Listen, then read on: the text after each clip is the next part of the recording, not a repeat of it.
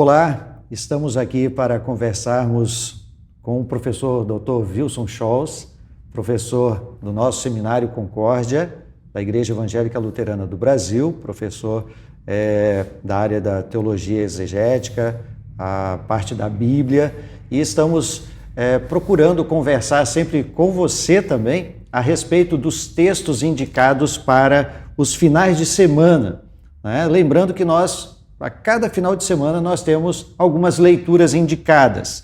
Desta vez, nesta nossa conversa, nós vamos falar sobre os textos indicados para o próprio 19, que acontece ali entre 11 e 17 de setembro, é por ali. E nós temos ele no 14º domingo após Pentecostes. O conjunto de leituras que nós estamos fazendo agora é da série C, que tem como base o Evangelho de Lucas. As leituras, então, seguem assim: Salmo 119, 169 a 176, Ezequiel 34, 11 a 24, 1 Timóteo 1, com a opção de 5 a 11 e 12 a 17, e Lucas 15, 1 até 10. Então, professor Wilson, dentro dessas leituras aqui, o texto de Lucas 15, ele é uma preciosidade, não é? Texto extremamente conhecido, colega Leonídio, muito familiar para todos nós. E interessante que esse é o Lucas 15, né? Ele foi dividido em duas partes. Nós não lemos todo o capítulo agora, porque a segunda parte, talvez a mais conhecida, que é a parábola do filho perdido, normalmente conhecida como parábola do filho pródigo, essa nós lemos no 4º domingo de Quaresma dessa série C. Então o texto foi dividido, que é legal, né? Porque é um capítulo tão importante, tão rico e tão consolador este aqui. Mas temos a ovelha perdida, e a questão da ovelha parece ser um tema que perpassa ao menos 3 das leituras, né? Verdade. O Salmo 119, essa é a parte final do Salmo, que é tão longo assim, é isto? É o Salmo 119, o maior salmo da Bíblia, mas apenas o verso 169 a 176, né? E a gente já percebe aqui essa temática aparecendo, e especialmente, creio eu, no verso 176, né? Onde lemos, eu estou lendo na Revista e Atualizada: Ando errante como ovelha desgarrada, procura o teu servo, pois não me esqueço dos teus mandamentos, né? Então o salmista, ele se coloca, né, na condição de uma ovelha desgarrada. Então esse tema da ovelha está realmente presente aqui no Salmo, e claro, fica muito evidente ali em Ezequiel, né?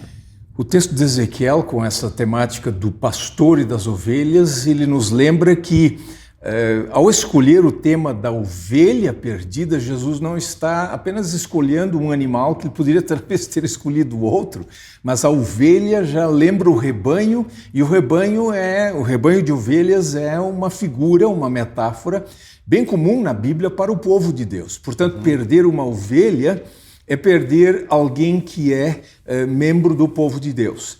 E é interessante que, a certa altura, o pastor, quando ele encontra, ele diz assim: achei a minha ovelha. Não é simplesmente uma ovelha, é minha ovelha, a ovelha perdida. Então, os textos, depois ainda temos que falar sobre 1 Timóteo 1, né, 12 a 17, especialmente, mas esse texto da ovelha perdida, e depois a dracma perdida. Sim. Nós temos aqui, na verdade, um par de parábolas, e Jesus claramente identifica isso, ou o evangelista identifica isso como uma parábola. Tecnicamente, a gente poderia chamar isso de símile, mas no fundo no sentido amplo, uma parábola, porque é uma pequena comparação. A ovelha, evidentemente, representa o pecador, com o qual que Jesus recebe e que é motivo de murmuração da parte de fariseus e escribas. Então, publicanos e pecadores se aproximam para ouvir. O capítulo 14 termina: quem tem ouvidos para ouvir, ouça. E agora vem eles para ouvir. E aí existe essa murmuração da parte deles. Então, a ovelha perdida é esse publicano e pecador que Jesus acolhe. Ele, na verdade, vai em busca daquele que está perdido. E a segunda, a dracma, é uma pequena parábola, uma parábola mais breve, mas ela faz basicamente traz a mesma ênfase.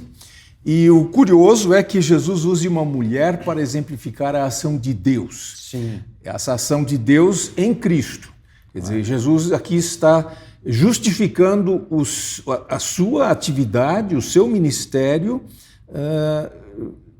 contando uma parábola ou duas parábolas, dizendo o que ele faz. E ele diz: olha, isso é tão normal, tão natural quanto a atividade ou a ação de um homem que tem 100 ovelhas e perdeu uma. Ou uma mulher, curiosamente uma mulher, representando a ação de Deus no nível parabólico, que perde uma de 10. Então existe também um crescendo aqui, 1%, 10% e depois 50%. O filho, ou então os dois filhos, 100%, os dois filhos estavam perdidos e o pai precisa recuperar os dois filhos na parte final do capítulo 15. Uhum. Eu achei muito interessante essa ênfase da minha ovelha, e olhando o texto de Ezequiel 34, 11, porque assim diz o Senhor Deus: eis que eu mesmo procurarei as minhas ovelhas e as buscarei. E assim ele também repete no verso 12: assim buscarei as minhas ovelhas. Aqui no Antigo Testamento, uma referência clara ao povo do AT, claro, formado ali, do qual os fariseus estavam incluídos. Eles estavam ali, são herdeiros, digamos, e deveriam estar dentro desse rebanho, que o próprio Deus veio, né? Mas a gente percebe aqui que eles, ao perceberem o Cristo, que é o próprio Deus vindo buscar aí as suas ovelhas, existe uma murmuração. Qual que é o grande problema ali? Não podia conviver essas ovelhas? Ou os fariseus achavam que esses publicanos e pecadores não poderiam sequer ouvir Jesus? É que há uma preocupação com a pureza, com a prática da religião, aquilo que nós fazemos. Se nós não fizermos a nossa parte, Deus não poderá vir fazer sua parte. Primeiro nós precisamos nos santificar para que Deus possa fazer sua obra. Jesus faz o contrário. Ele não espera que o leproso se cure para então ter contato com ele, mas ele vai ao encontro do leproso e o cura. Essa é uma inversão da caminhada aqui, do roteiro. No caso de Jesus. E no Antigo Testamento, Ezequiel 34 é uma perspectiva da volta do Êxodo.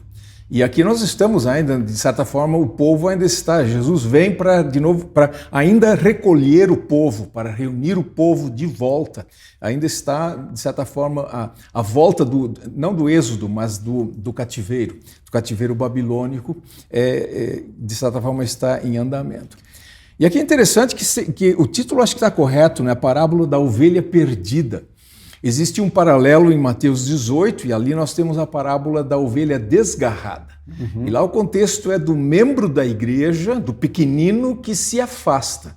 Aqui nós temos alguém que está, de certa forma, fora, ou que foi colocado para fora do rebanho por esses fariseus orgulhosos, e Jesus agora os busca de volta. Então, o publicano e o pecador está perdido e ele é trazido de volta. Em Mateus 18, a mesma parábola com um enfoque um pouco diferente. Sim.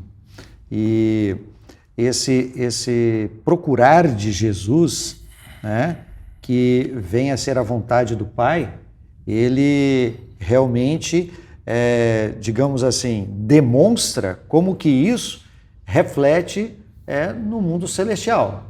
O que acontece quando realmente uma pessoa, um pecador, uma ovelha, né, é recuperada? O que será que isso poderia nos ajudar em contextos de congregação, em contextos de pregação? Como é que a gente poderia também olhar essa questão da alegria, do júbilo? Exatamente. O arrependimento é uma experiência alegre, é uma experiência que traz festa. A recuperação do pecador sempre deveria ser um momento festivo. E eu acho que nas igrejas, de modo geral, é. Ninguém fica resmungando, ele não devia estar aqui. Que bom que ele está aqui. Então, nesse sentido. E o arrependimento, arrependimento é voltar para Deus, é Deus nos trazer de volta para si. E esse trazer de volta é, da perspectiva de Deus, uma experiência alegre.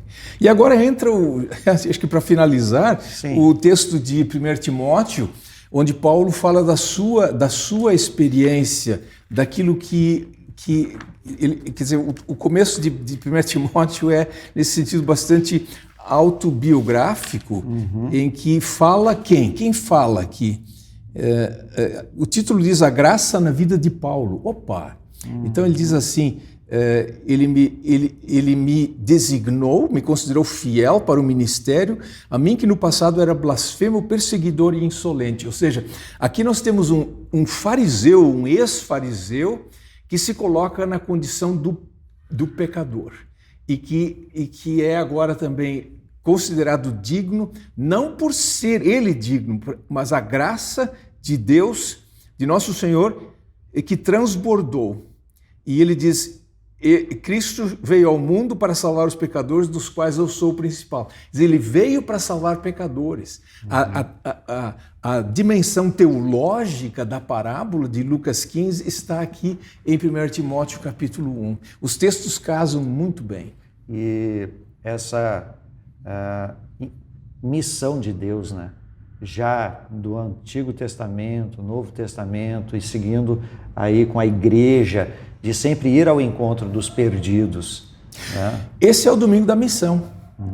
Esse é o domingo da missão.